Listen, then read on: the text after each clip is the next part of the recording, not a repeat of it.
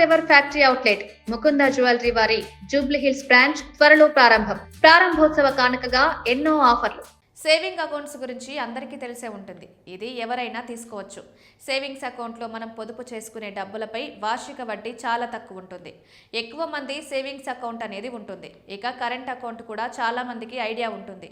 Savings అకౌంట్లో deposit, విత్డ్రాలపై limits ఉంటాయి. అదే కరెంట్ అకౌంట్లో ఎలాంటి లిమిట్స్ ఉండవు. వ్యాపారస్తులు, కంపెనీలు కరెంట్ అకౌంట్లు తీసుకుంటూ ఉంటాయి. శాలరీ అకౌంట్ గురించి మీ అందరికీ ఐడియా ఉండే ఉంటుంది.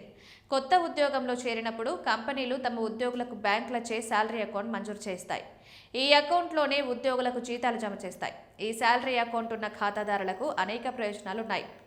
సేవింగ్స్ అకౌంట్ ఉన్నవారు తమ ఖాతాలో మినిమం అమౌంట్ మెయింటైన్ చేయాల్సి ఉంటుంది. లేకపోతే బ్యాంకులు ఛార్జీలు విధిస్తాయి. అదే శాలరీ అకౌంట్ ఉన్నవారు తమ అకౌంట్ జీరో బ్యాలెన్స్ మెయింటైన్ చేసినా ఎలాంటి జరిమానాలు పడవు.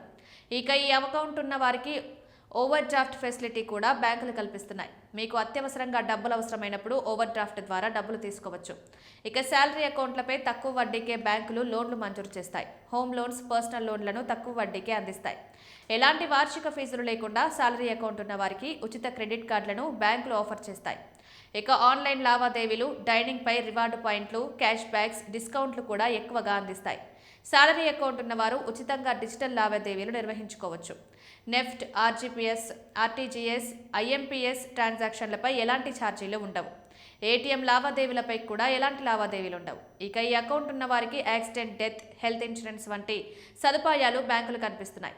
మీరు సేవింగ్స్ అకౌంట్ను శాలరీ అకౌంట్గా మార్చుకోవచ్చు. కొత్తగా ఉద్యోగంలో చేరినప్పుడు మీ సేవింగ్స్ అకౌంట్లో శాలరీ పడేలా చేసుకోవాలి. కొద్ది రోజుల తర్వాత మీ బ్యాంక్ ఆన్లైన్ వెబ్సైట్ లేదా యాప్లోకి వెళ్ళి శాలరీ అకౌంట్గా మార్చుకోవచ్చు.